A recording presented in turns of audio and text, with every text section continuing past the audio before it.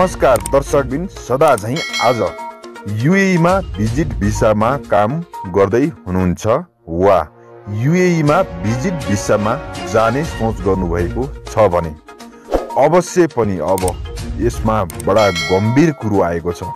यो भिडियो तपाईले हेर्नै पर्ने हुन्छ। र अर्को कुरा छ, अब श्रम स्वीकृति लिन पाइन्छ कि पाइँदैन, पाइन्छ भने कसरी, कहाँबाट पाइन्छ, अवश्य पनि आजको भिडियोमा यो दुईवटा इम्पोर्टेन्ट अपडेटले हजुरमाझ उपस्थित भइसकेको छु।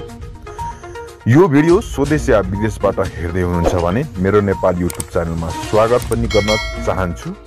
आफूले जानेका बुझेका कुराहरू भिडियो मार्फत हजुरहरूलाई बताउने गर्दछु।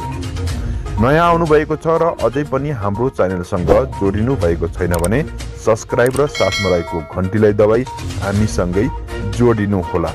आजको युएई को एकदम ब्रेकिङ न्युज छ। भिडियो सुरुदेखि अन्तिमसम्म हेर्नुहोला र यो भिडियोलाई सक्दो सेयर गरेर सबै नेपालीसम्म पुर्याउन मद्दत पनि गर्नुहोला। तपाईको एउटा सेयरले गर्दाखेरि धेरै नेपालीलाई हेल्प मिल्नेछ। अब ढिला नगरिकन लागौं आजको विषयवस्तुतिर। सबैभन्दा पहिला हामी युएई तर्फ लाग्दैछौँ, त्यसपछि श्रम स्वीकृति तर्फ। दर्शकबिन, युएईमा भिजिट भिसामा काम गर्नेलाई 3 महिनादेखि 10,000 दिरहम जरिमाना र देश निकाला। भिजिट भिसामा युएईमा पुगेर तपाईँ काम गर्न चाहनुहुन्छ भने बिना श्रम स्वीकृति युएईमा काम गर्नु अवैध हो। युएईमा श्रम स्वीकृति नभई काममा लाग्नु युएई को श्रम कानुनको गम्भीर उल्लङ्घन भएको दुबई पब्लिकले जानकारी दिएको छ। दुबई पब्लिकले ट्विटर मार्फत गत 12 जनवरीमा यस सम्बन्धमा ध्यान आकर्षण समेत गराउँदै यस्तो लेखेको छ। चेतावनी अनुसार युएईमा आवश्यक वर्क पर्मिट नलिई काम गरे कडा कारबाही भोग्नु पर्नेछ, जसमा 3 महिनाको जेल र 10,000 दिरहमसम्मको जरिमाना समावेश हुन सक्छ। जारी ध्यान आकर्षणमा उल्लेख छ, भिजिट भिसा अन्तर्गत स्वदेश प्रवेश गर्ने र काम गर्न चाहने प्रत्येक विदेशी सम्बन्धित निकायबाट अनिवार्य अनुमति लिनुपर्छ। अन्यथा तिनलाई 3 वर्षसम्म कैद सजाय वा 10,000 रुपियाँ भन्दा बढी जरिवाना वा यी दुई मध्ये कुनै एक जरिमाना हुनेछ। साथै अदालतले राज्यबाट निष्कासन गर्न आदेश दिनेछ। युएई भिजिट भिसा नेपालीको लागि पनि टाउको दुखाइ।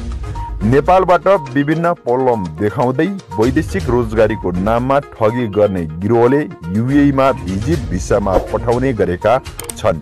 विभिन्न प्रलोभनमा पारेर लैजाने, तर त्यहाँ लगेपछि व्यवस्था गर्दा कयौं नेपालीहरू ओभर टेस्ट हुनुपर्ने तथा काम नपाएर स्वदेश फिर्ता हुनुपर्ने बाध्यता छ।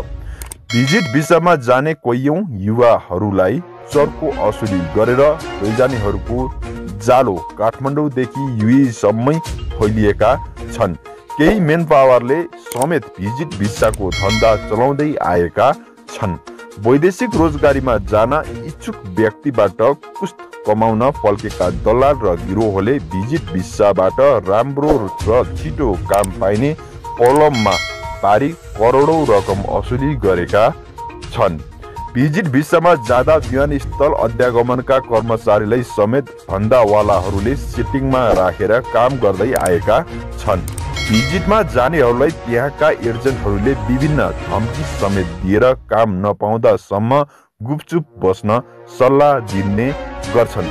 एजेन्टले युएईमा एकै कोठामा दर्जनौं युवाहरूलाई राखेर काम खोज्ने गर्छन्। यस क्रममा कतिपयले काम समेत पाउँदैनन्, पाएकाहरूले समेत प्रब्लम देखाए पनि पाउँदैनन्।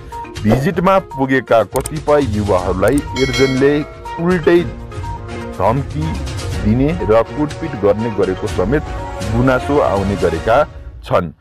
पीडितहरूको गुनासो अनुसार भिजिटमा गएकाहरूको गुनासोलाई युएई स्थित नेपाली दूतावासले समेत सुनेको नसुने झैं गर्छ। कतिपय युवाहरू ओभरवेस्ट गरी जरिवाना समेत तिर्न नसकी अर्को पटक युएई समेत आउन नपाउने गरी स्वदेश फर्किन बाध्य हुन्छन्। ठगिएर स्वदेश फर्किएकाहरूले नेपालमा न्याय पाउन पनि त्यति सहज छैन। ठगिएकाहरूमध्ये अधिकांशलाई दलालले विभिन्न बहानामा आफ्नो ट्र्यापमा पार्ने गरेको कारण कागजी प्रमाण हुँदैन। प्रमाण भएकाहरूले समेत सजिलै न्याय पाउने अवस्था नरहेको पीडितहरूको गुनासो छ। त्यस्तै आइतबारदेखि अनलाइन प्रणालीबाट मात्रै पुनः श्रम स्वीकृति जारी हुने। वैदेशिक रोजगार कार्यालय काठमाडौँले आइतबारदेखि अनलाइन प्रणालीबाट मात्र पुनः श्रम स्वीकृति दिने भएको छ। 2077 पुसबाट भौतिक उपस्थित र अनलाइन दुवै माध्यमबाट पुनः श्रम स्वीकृति काम भइरहेकोमा अबदेखि अनलाइनबाट मात्र पुनः श्रम स्वीकृतिको काम हुनेछ। श्रम रोजगार तथा सामाजिक सुरक्षा मन्त्री कृष्ण कुमार श्रेष्ठका अनुसार अनलाइन प्रणालीबाट मात्र पुनः श्रम स्वीकृति जारी हुने व्यवस्थाले वैदेशिक रोजगारीका लागि विभिन्न मुलुकमा पुगेर घर बिदामा आएका नेपाली कामदारले पुनः श्रम स्वीकृति लिन वैदेशिक रोजगार कार्यालय पुगेर घण्टौसम्म लाइनमा बस्नुपर्ने बाध्यतात्मक अवस्थाको अन्त्य भएको छ। मन्त्रालयका सचिव एकनारायण अर्यालले जिम्मेवारी सम्हाल्ने लगत्तै सूचना प्रविधि अधिकतम प्रयोग गरी श्रम स्वीकृतिलाई पेपरलेसन बनाई सहज रूपमा सेवा प्रदान गर्न सरकारले यस्तो व्यवस्था मिलाउने बताउनु भएको थियो। श्रम स्वीकृतिलाई फेसलेस, पेपरलेस र क्यासलेस बनाई छिटो, छरितो र पारदर्शिक रूपमा गुनासो रहित सेवा प्रवाह गर्न अनलाइन प्रणालीबाट मात्र पूरा श्रम स्वीकृतिको काम गर्न लगाइएको वैदेशिक रोजगार कार्यालयका प्रमुख रमेश अर्यालले भन्नुभयो। श्रम रोजगार तथा सामाजिक सुरक्षा मन्त्रालयले वैदेशिक रोजगारीमा जाने श्रमिकलाई बिना झन्झट आधुनिक प्रविधिको प्रयोग गरी सहज र सरल तरिकाबाट सेवा प्रदान गर्न निर्देशन गरेसँगै पुनः श्रम स्वीकृतिको काम अनलाइन प्रणालीबाट मात्र गर्न लगाइएको उहाँले बताउनुभयो। कसरी लिने पुनः श्रम स्वीकृति? पुनः श्रम स्वीकृति अनलाइन सेवा लिन सेवाग्राहीले वैदेशिक रोजगार विभागको वेबसाइटको वैदेशिक रोजगार सूचना व्यवस्थापन प्रणाली मार्फत आवश्यक सबै कागजात सहित फारम भर्नु पर्नेछ।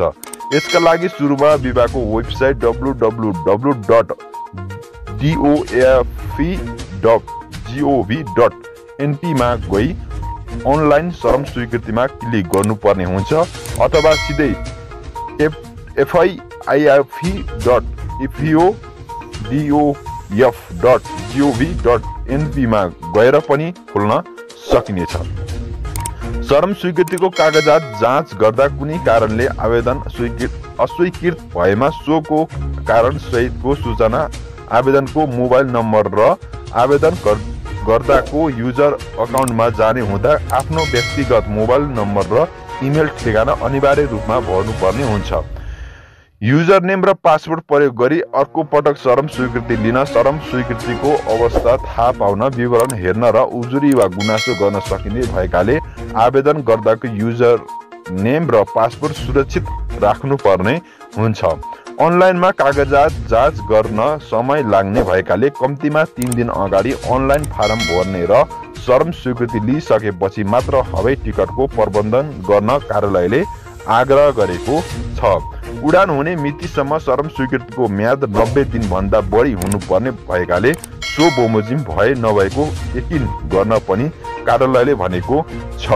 पुनः श्रम स्वीकृतिका लागि म्यादी जीवन बिमा र वैदेशिक रोजगार कल्याण कोषको रकम अनलाइन भुक्तानी प्रदान मार्फत भुक्तानी गर्नुपर्ने हुन्छ।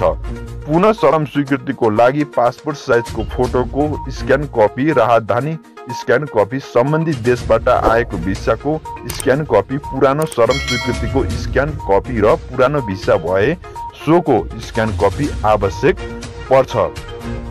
त्यस्तै अध्यागमन कार्यालयले राजधानीमा लगाइएको डिपार्चर र अराइभल स्टाफ भएको राहदानीको स्क्यान कपी यसअघि श्रम स्वीकृति लिएको भन्दा फरक काम गर्न जाने भएका कामदारका लागि रोजगारदाताले उपलब्ध गराएको जब अफर लेटर वा सम्झौता पत्रको स्क्यान कपी पनि आवश्यक पर्ने कार्यालयले जनाएको छ। घरेलु कामदारको हकमा वैदेशिक रोजगारीमा घरेलु कामदार पठाउनु सम्बन्धी निर्देशिका 2072 को दफा 18 घ बमोजिम सम्बन्धित देश स्थित नेपाली दूतावास वा कूटनीतिक नियोगको अनुसूची 8 बमोजिमको सिफारिस पत्रको स्क्यान कपी आवश्यक पर्दछ।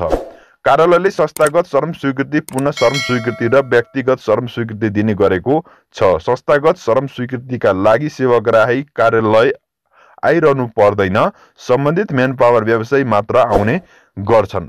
वैदेशिक रोजगार कार्यालयबाट चालु आर्थिक वर्ष पुससम्म पुनः श्रम स्वीकृति तर्फ करिब 1 लाख जना, संस्थागत तर्फ 1,80,000 र व्यक्तिगत तर्फ 8,000 जना भन्दा बढीले सेवा लिएको कार्यालयले जनाएको छ। दर्शकबिन, आजको अपडेट के कस्तो लाग्यो, केही सुझाव सल्लाह छ भने तल कमेन्ट गर्नुहोला। भिडियोलाई सक्दो शेयर गरेर सबै नेपालीसम्म पुर्याउन मद्दत पनि गर्नुहोला। आजको भिडियो यति नै। आउने दिनमा नयाँ भिडियो लिई हजुरमाझ उपस्थित हुनेछु। नमस्कार।